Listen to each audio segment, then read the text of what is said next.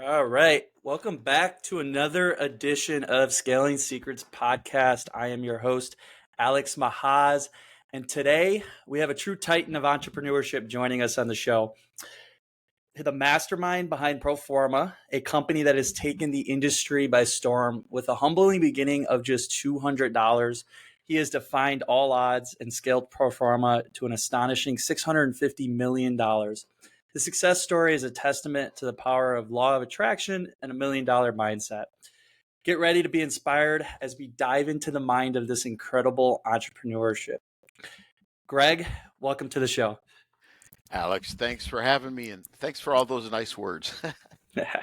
No problem. No problem. I'm super excited to, dive into your businesses. But first, obviously your journey starting Proforma with just $200 and, growing it to this massive empire is really inspiring, especially for a lot of young entrepreneurs out there. Can you just walk us through those early days and, share some key strategies that you employed to really, scale and grow your company? Well, sure. I think especially for those that are younger and listening, but really for everybody that's listening, I guess my story is a true testament to say anything and everything is possible. So I went to college, studied accounting, graduated first in my class, dreamed to go to work for what was then one of the big eight. Now it's big four. Went to work for Deloitte and Touche, was on the General Motors audit, American Electric Power audit, and I loved studying accounting. What I found out after I graduated, though, was I hated doing it. Sometimes you may study something, but doing it in the field isn't the same thing. But so when I graduated, I shared an apartment with a friend of mine from college, and we would go out on Friday nights looking for dates for Saturday night. And on Friday night, he'd complain about his job, and I really didn't know what he did. And I would say I just didn't like accounting all that much, but I started listening to him, and he talked about how he worked for a distributor of printing and Mhm. promotional products. And when you learn about accounting, you don't learn about distribution, you learn about manufacturing, and you sort of have a bias that everybody makes everything they sell. Because you have to learn cost accounting. But I started listening to him, and it's like he's talking about $50,000 orders with $20,000 in profit, $100,000 orders with $40,000 in profit, and that's better margins than General Motor made. And I thought, wow, what do you do? They don't. So tell me again, like you don't own any printing equipment or any manufacturing equipment or any real estate or any manufacturing employees. You just go out and get customers. You send the orders to these different various manufacturers and suppliers. They ship it to the customers with your name on it. That sounded too good to be true. And I said, within a few months, I said, hey, we can do that. You know sales, I know accounting, let's do it. So that's really the journey to starting it. We each put in $100, bought a phone answering machine and a used file cabinet, some stationery, and we lined up some suppliers, some Mhm. people that would do the manufacturing of the printing and promotional products that we sold. What was the strategy in the beginning? Fear of failure. Fear of failure Yep. That's will yeah. drive you. Hmm. And I had one day of training with him, and here's what it was. Here's your business cards. Let's get out in the field. We did field calls. This was back in the late 70s. Hmm. Businesses were wide open. It's different than today. And you could walk in, you could ask the receptionist, who's the buyer here. The receptionist knew more about the company than the president, and you learned you would just learn how to talk to people. So we went out in the field for one day. We made what's called field calls in the field, talking to receptionists, asking for appointments, asking for who's the decision maker, and Hmm. that was it. And then I was on my own, and just sort of one day at a time. I did not like um, cold calling. It's very humbling. Hmm. 9 out of 10 people don't want to see you. They'll tell you they'll call you back. They never call you back or Yeah. whatever. But it was very humbling after leaving a huge CPA firm, one of the largest in the world, auditing General Motors and whatever have you. But what I figured pretty quickly was there's only one time to be proud, and that's when you're in line at the bank. And any other time, you just got to throw pride out the window and get after it. And I knew it wouldn't last forever because in our business, printing and promotional products, every business buys what we sell. More importantly, every business runs out of what we sell and has to order more. So I knew the repeat factor would eventually get us going and growing into a spot where I didn't have to do that many field calls. But in the beginning, we did, and I did a lot of field calls in those early years. So 4 or 5 years later, we were doing about $5 million a year, just sheer hard work. We were recognized by Inc. magazine, that magazine for small businesses, on the Yeah. Inc. 500 list. That's when there was only 500, not 5,000. Oof. And so that recognition kind of got us, and there was some other stories in the media about these two college graduates that took this phone answering machine, built this multi-million-dollar business. So we got some inquiries about franchising. And so in the mid-1980s, we started franchising. So that's kind of the start to getting going, starting a distributorship, and starting franchising. I love that. And I love that you determined, how much of a demand the products that you were selling. You caught that on really quick, it seems like. And I think that's really important, that that there's an audience that needs your products and there's a demand for it, and it's just a matter of how you get the word out there, how you network, you go door to door, whatever that is for each business. And I know that, yeah, cold calling is tough. It is very tough, especially, when you're just starting out. So I think it's important to, do tough things, especially if you're really small and you don't have a big team to go out there and do that. But I'm curious, so obviously Proforma, it's a franchise-based company. You've been incredibly successful, with just this model. I just did a lot of research, and it seems like there's some really good advantages and disadvantages of franchising. Can you just talk about just some of the challenges that you faced with franchising and how you've managed to create, a thriving network of different entrepreneurs under the Proforma umbrella? Yeah. Well, the disadvantage to franchising, if you will, for franchisors, people wanting to franchise their businesses, is very expensive because you have to comply with lots of laws regulated by the FTC, the Federal Trade Commission. And so franchising is regulated similarly, not the same, but similarly to the way companies are regulated that want to go public by the SEC. So there's some similarities. But it's a beautiful thing once you get it going, but it really requires two keys. The first key is to be able to recruit franchise owners, teach them the business, train them in the business, and get them successful. That's just the first piece, though.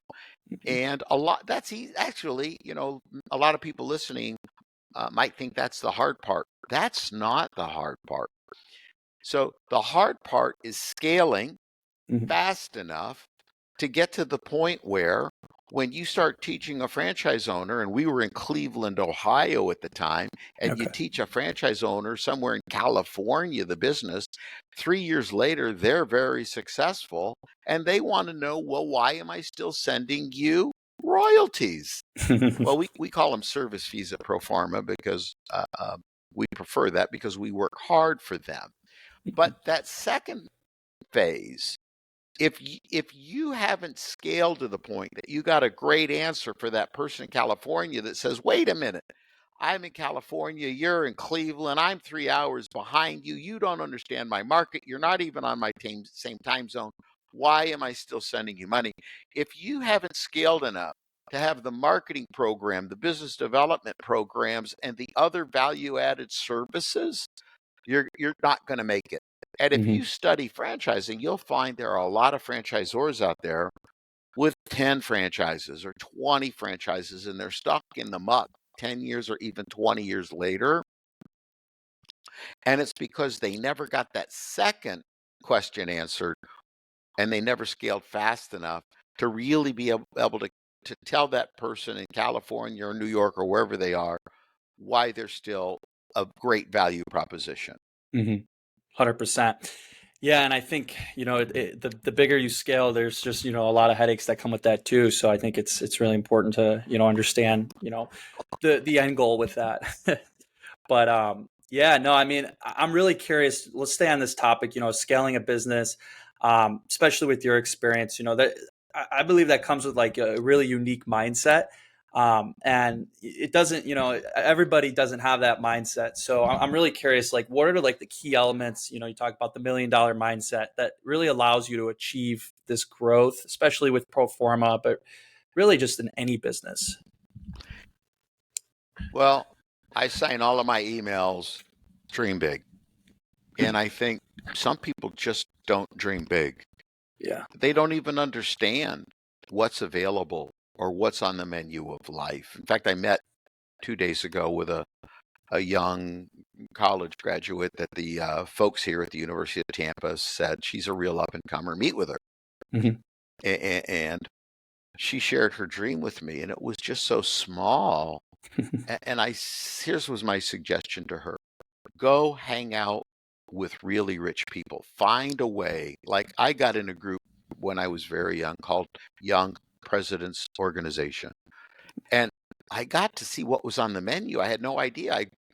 I grew up in a lower middle class family, but I started hanging out with these folks in YPO, and I started learning about flying on private airplanes and owning multiple homes and doing international travel and all kinds of things. I had no clue about. Oh yeah, you see it in magazines, but it's a different thing to say, wait a minute, I've tasted this. And Hmm.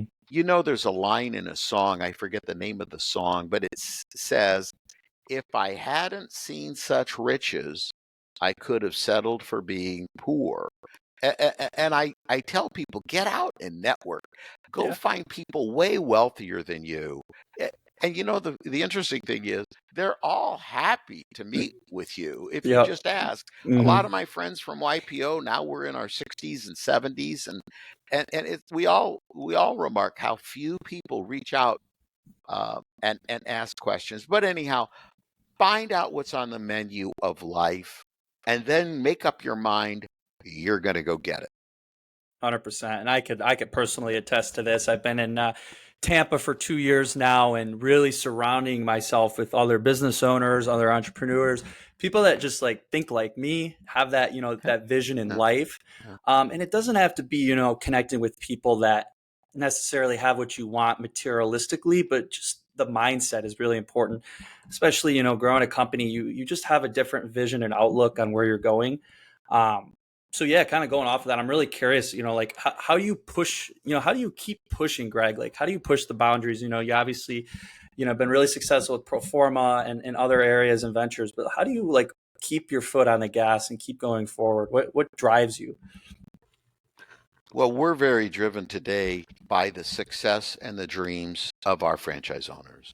And that's Hmm. our mission. Our mission is to empower their success. And we work very hard to make that happen, because when somebody comes to you and trusts you with maybe the most important dream of a life, owning one's own business, it's clearly up there with having a great family or having a home and owning a business. That's a real sacred obligation to us. And we work really hard. Every year, 20 to 30 of our franchise owners make the Inc. magazine list. 20 to 30 make the Inc. magazine list of the 5,000 fastest growing companies in Hmm. North America.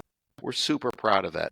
We sometimes issue checks to people. Even in COVID, we were making millionaires. We saw one of our taglines is "We make millionaires." We Hmm. made people. We had one guy during COVID, because we pivoted very quickly into PPE. We had one guy, one person, one franchise owner, that in that year we sent him over $5 million in profit, and so that feels really good. If it's We have fulfilling, yeah. Hmm. Yeah, It, we have an event called $1 Million Club, Multi-Million Dollar Club, where hmm. we jacket people. We put a jacket on people for when they get to 1 million or multi-million or 5 million or 10 million or 25 million, 50 million, etc. And I love standing there and my wife and I both, putting those jackets on those people who have worked hard to earn that level of recognition, and giving them a big old hug and hearing them say, thank you. I couldn't have been here and I couldn't have done it without you. Mm-hmm. I love that. And I think it's so important to have, that support system, that mentor, especially, if you're trying to scale a business. I'm curious, who was that, one person for you growing up? Was it whether in college or when you started, your business that really, was like a mentor for you that kind of showed you the ropes? Yeah. Are you saying, did we have mentors along the way? Yeah. Was there anybody No. specifically for you that kind of stood out that guided you? Yeah. Well, there were many people, but Mm-hmm. in general, I would say, a lot of people think they got to get into mentoring relationships and meet with people weekly or monthly, and you really don't. Sometimes you get 90% of the juice out of the first squeeze. I do remember there was a man in Cleveland that was the most successful franchising company. And I reached out to him and I said, hey, can I come over? And we're getting started franchising. I'd like to get some advice. Mm-hmm. And I went and I met with him. He was very giving of his time. And we met for about an hour. And at the end, he said, Greg, anything? He said, anything else? I said, no. He said, well, let me give you one piece of advice. I said, please. Well, he said, don't sell dirt. And I thought, what does that mean? And he explained, don't sell territories. He had built his business such that he sold counties to people that Mm-hmm. had restrictive rights to those counties. And there's a lot of people that aren't going to maximize their income. They're going to work to their level of comfort and then they're going to back off the gas pedal. Yep. And they didn't maximize those counties, and they really restricted his growth. Now, not that he wasn't wildly successful anyhow, Mm-hmm. but he said, don't sell dirt, don't sell territories. And to a young person, I was probably 26 or 27 at the time, Cleveland, Ohio, I just sold the rights to San Francisco for $5,000. You know what I mean? And so he helped us change the trajectory of what we were going to do. Somewhere else along the way, and I believe in immersion. Like if you're going to do something, immerse yourself in it, learn Mm-hmm. it. And so when we decided to franchise, I got involved in the International Franchise Association, and I immersed myself. I got to get on the board of directors. I became friends with a lot of good people, including Fred DeLuca. You might not know that name, but Subway. Mm-hmm. He's the man that started Subway with one store. And we became friends. And during board meetings, he'd always say, hey, after the board meetings, we'd hang out. He passed about 9 years ago. He'd always say, hey, Greg, do you need an investment in your business? And I never did. Well, somewhere along the way, I bought out my partner. Somewhere along the way, the bank didn't like the way I did it. And somewhere along the way, they said, I better get an investor. So I called up Fred. And I said, hey, Fred, remember? And so he made an investment. And Mm-hmm. I think sometimes money, getting an investor, it's not always about the money. Having Fred DeLuca with that Subway brand saying that he had invested in Proforma gave us massive credibility. It was a massive endorsement, if you will. And sometimes credibility and third party endorsements are as important, if not more important, than cash. Mm-hmm. 100%. Yeah, I think, like you said, building that credibility I definitely took time to nurture that relationship, and I love that he was the first person you thought about, and I'm sure he was very excited to make that investment. Um, but yeah, no, let's focus more into like customers now, and like how do you ensure that your businesses specifically, remain customer focused? And what steps have you taken over the years to really meet your customers' needs? Our customers, if you will, are our franchise owners. And so they take care of their customers, and I know that they will, because if they don't take care of their customers aren't going to pay the bill. So I don't really worry about that. We're in a B2B business, and it's a Mm-hmm. very short-lived world. If you don't meet their needs, they're not going to order from you anymore. And if the order you just sent them doesn't meet their needs, they're not going to pay you. Mm-hmm. So I know they're taking great care of their customers.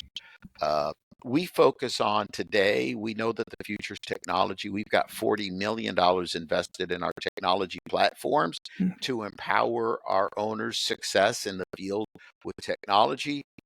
millions of dollars invested in our marketing programs, hundreds of thousands of dollars, well, maybe almost $1 million a year in our coaching program, helping to coach them.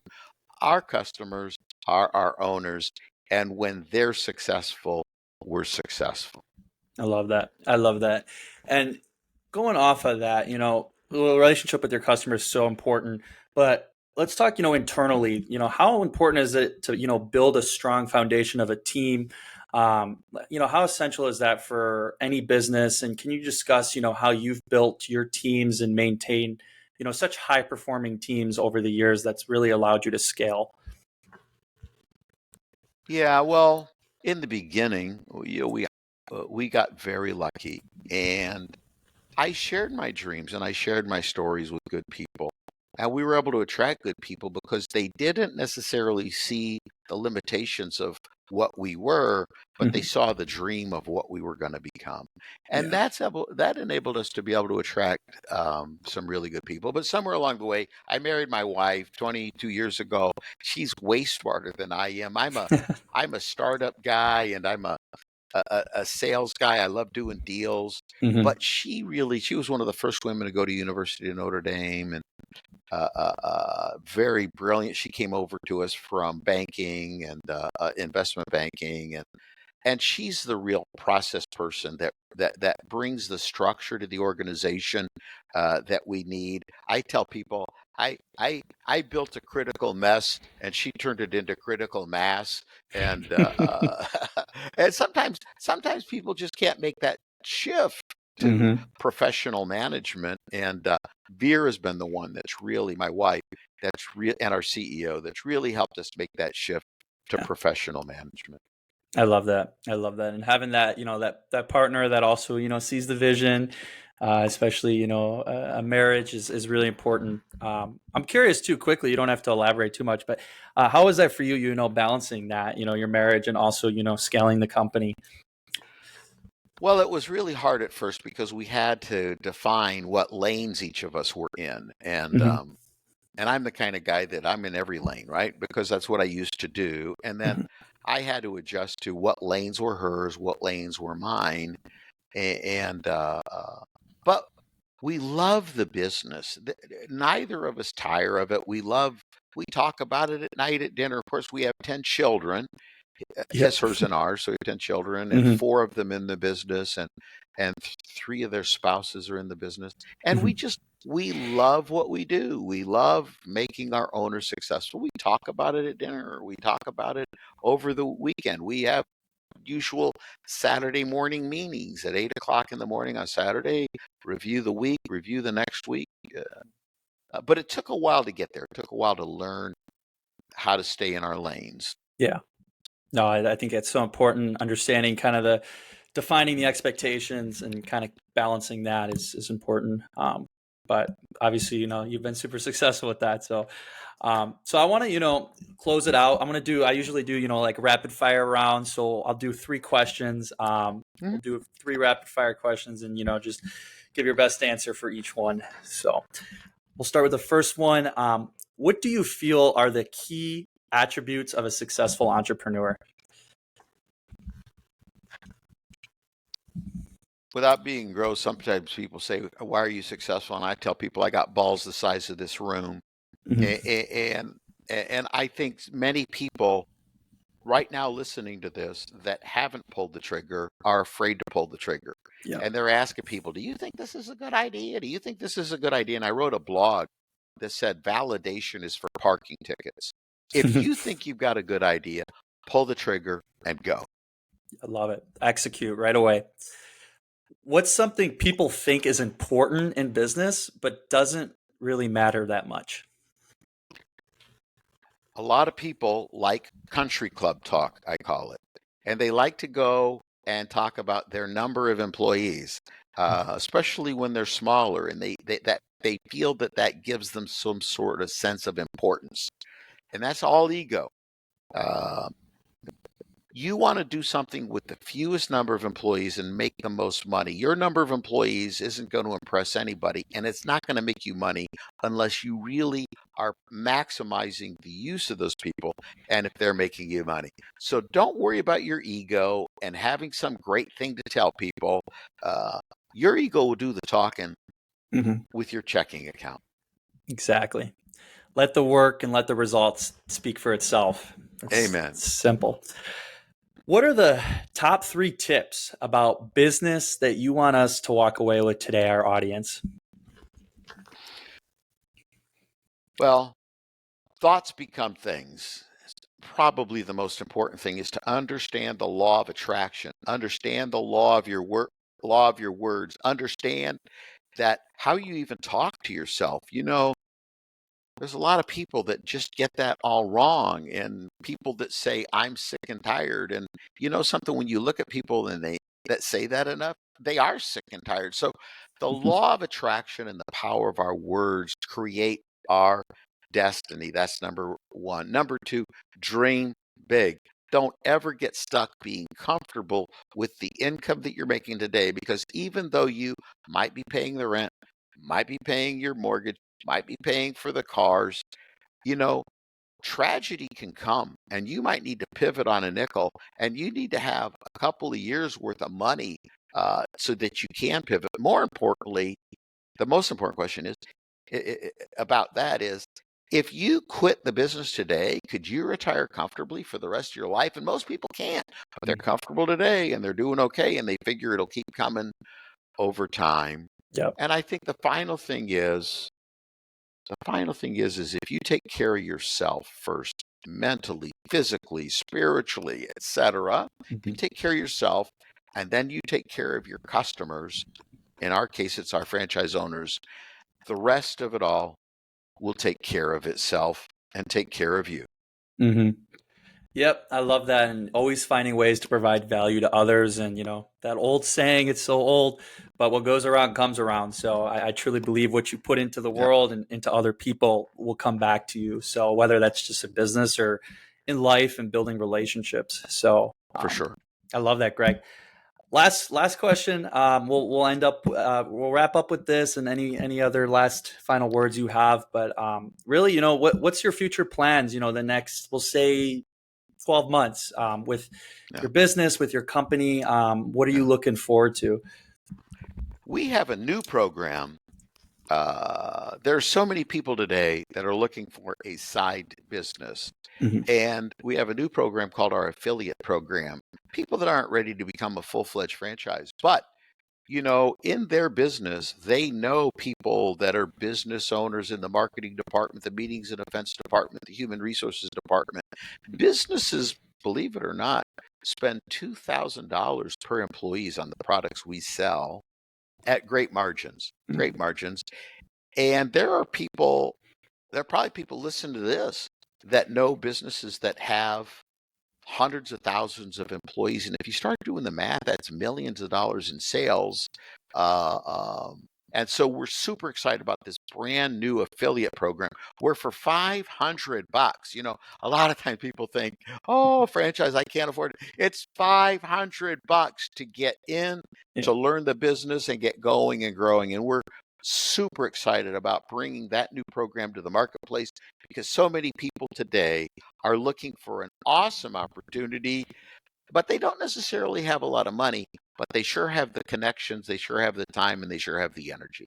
So our affiliate program at Proforma is very exciting. Love that. I love that. And that really allows a lot of people to get in. Like you said, $500 is $500, and it could be life-changing, and it could open up a lot of doors that a lot of people don't even know exist. So I love that. But yeah, Greg, it was a pleasure to have you on our show, and I really loved learning about just your experience, your background, scaling your company, and we're all really looking forward to your future and seeing where Proforma is going to go the next couple of years. And it's been an honor to have you. It's been an honor to be on your show, and good luck to you, and good luck to all the listeners. Thank you so much, Greg. Well, until next time, this is another edition of our Scaling Secrets podcast. Take care, guys. All right.